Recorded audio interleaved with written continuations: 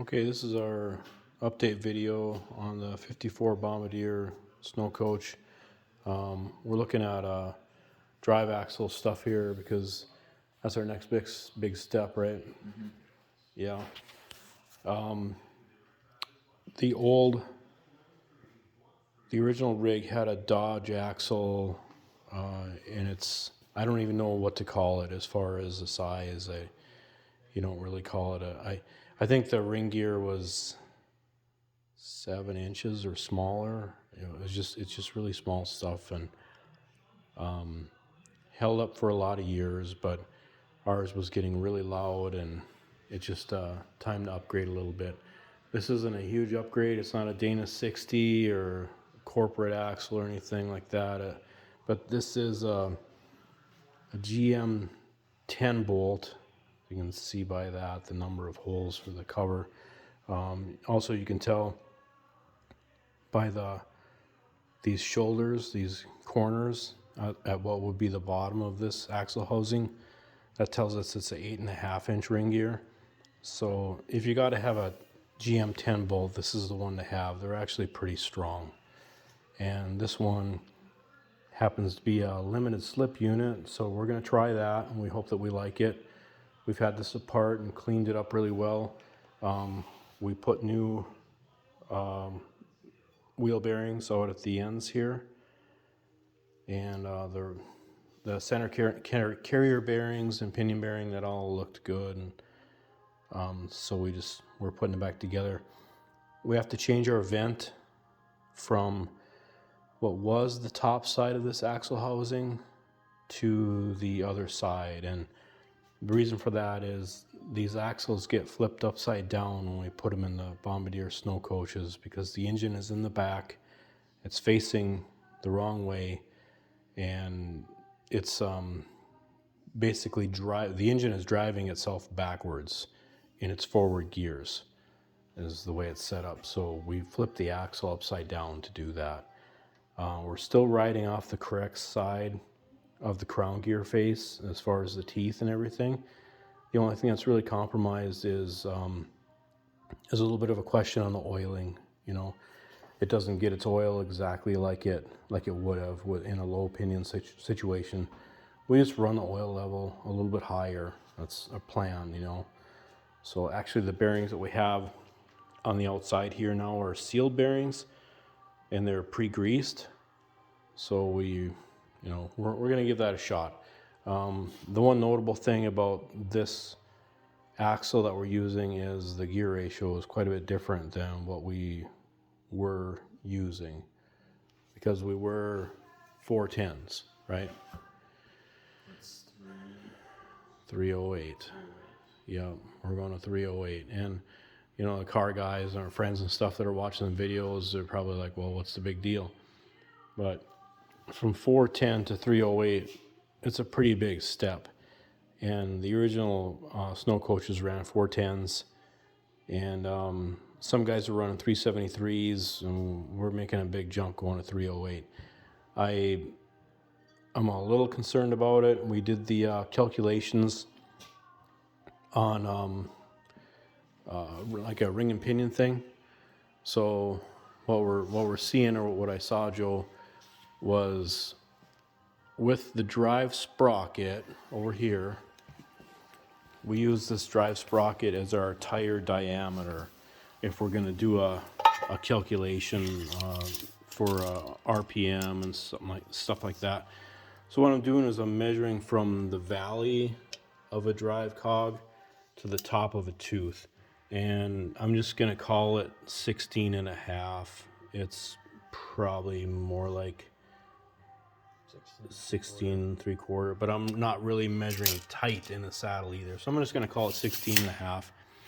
And so that's our tire size that we would use in some of the RPM, the gear calculators. Basically what it means is, with automatic transmission in third gear, which is 1-to-1, not using overdrive, we figure in the 30 mile an hour range will be like 22 to 2300 RPM. on the engine. It's relatively low. I mean, it's actually a, I don't know what to say about it. It's low for a bomber. It's not for a car. If you're talking about a car, you know, if you're cruising at 2,300 RPM, it's kind of revving a little bit for modern cars that would be overdrive and stuff. I mean, you see cruise speeds at what, like maybe 12 to 1,500, and so. But the thing is, the engine we're using also is a shorter stroke engine. It's a 4.8, and it's closer to the old 327 Chevy strokes. It's a little bit longer. It's above 3.25, but I don't recall exactly if it's like 336 or 3. I don't know. It's a little bit longer stroke than the old 327 crank, but it's still not, you know, on par with the 3.5, the 365s, you know, those mid-range strokes. It is a short stroke motor, so it doesn't have that mechanical advantage as far as torque. So it's kind of an RPM engine.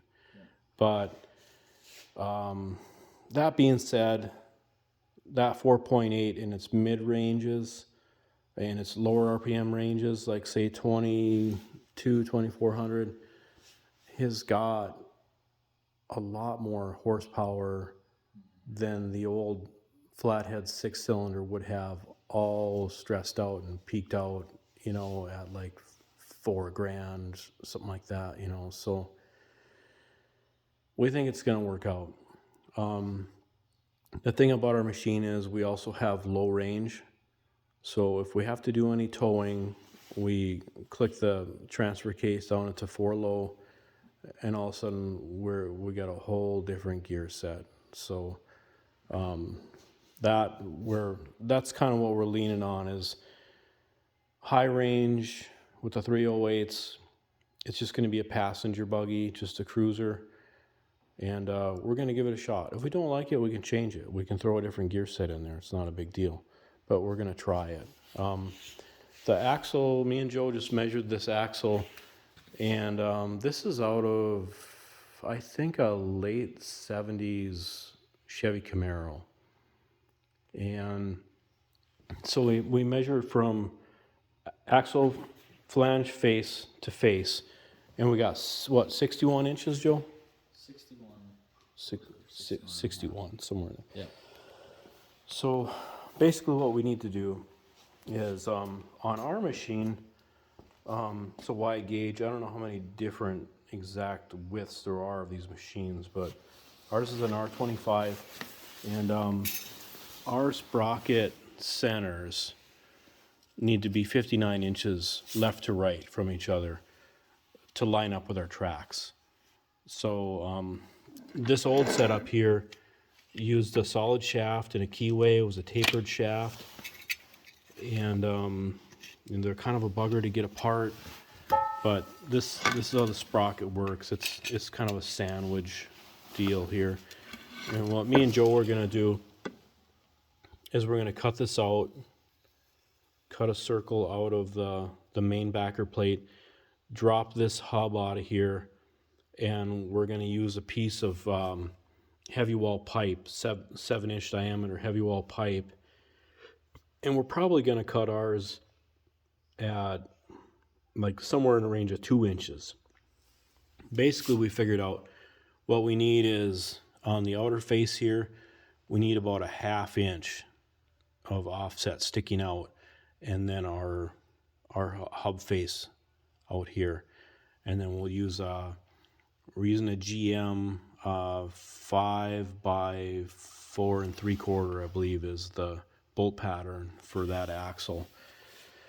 So that's some of the very next stuff that we need to figure out for this machine. This is our next big step, is getting our sprockets converted so that we got 59 inches left to right centers, and we're going to change our vent location on the axle housing. We're going to fill it with oil. We're going to put our limited slip additive in there, And then we've got, grab one of these perches there, Joe. These we ordered online. They're nice and wide. They're like they were marketed as like a 4x4 application for anti-axle wrap sort of thing, but they're just perfect for what we're looking for. We're gonna end up drilling some fairly sizable holes out here at each end to run there's a big U-bolt that goes through here and holds this onto a mount on the frame of the machine. So we're going to get this in the machine after we do all of our axle work and get our sprocket widths figured out. And we're going to center it left to right, and then we're going to point the pinion towards the transmission, and we're going to check the angle on the transmission output, and then we're going to match the angle to the pinion here to make sure that, you know, give our universal joints the best chance they can get for longevity and all that sort of thing. But me and Joe have got something we can show you. We're going to go into the other shop here, and we'll show you what we got going on with the bomber itself. Okay, in the bomber shop, it's kind of become the bomber shop, right? Yeah. Because it's been in there for so long. I don't know where to start here. I guess you know, our cooling system is all in. You can see we've got a trans cooler on there. The shroud is in. Everything is mounted. We've got some foam weather stripping sealing up between the radiator and the shroud face. So all the air has got to pull through that radiator. I think we've got a really nice system as far as our shroud here and the big factory fan and all that. It pulls a tremendous amount of air. It works really nice. Our wiring, we were able to get our dash in, and we started our wiring. We don't have all the forward wiring done yet, but we do have enough wiring going to the back for all of the start, run, all that stuff, engine control module, the fuel pump relay. We need to tidy up the wiring, but it was just, you know, basically troubleshooting to make it run and look for leaks and all that kind of thing. So that's where we're at right now. We can fire it up for you. I'll hold the camera and you can fire it up, Joel.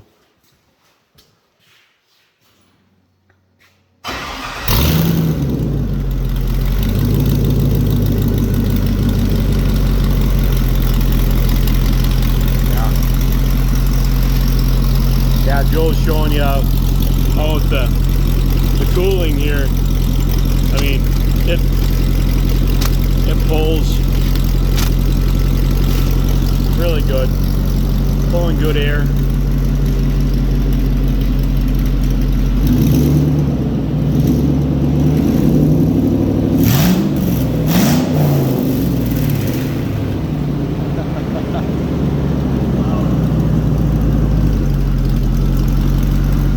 Sounds good, runs smooth. Really happy with it. So, you know,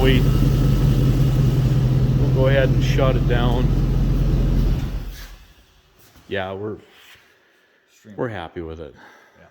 That was a big step, getting it so it runs. And we're gonna tidy up our wiring here and keep working on the drive axle. Like we're explaining, the drive axle goes up here. Engine is in there facing backwards, so that's why we flip the drive axle upside down so that the engine can basically pull itself backwards. This is one of the mounting pads right here where that fabricated perch has got a bolt to. That's what I was talking about in the other shop. So we're going to get that mounted in there. We're going to get the pinion clocked to the right angle to match up with the drive line. And then we're going to do all the new brass bushings. We're going to get rid of this old stuff. This sleeve and needle bearing stuff was shot. We're going to use the solid brass bushings. We got new track tensioner arms for the back.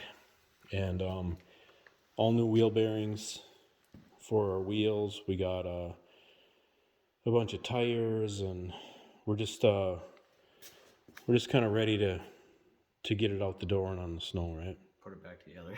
Yeah, so we'll be hopefully working on that stuff, getting these skis kind of spiffed up a little bit. We're not going to build new skis this year. We're taking on too much. We'll talk about maybe next summer doing that kind of thing, but that's where we're at right now. So we'll keep you updated. We'll make progress and get the drive axle in and start working on interior and things like that, and we'll update again. So we will catch you later.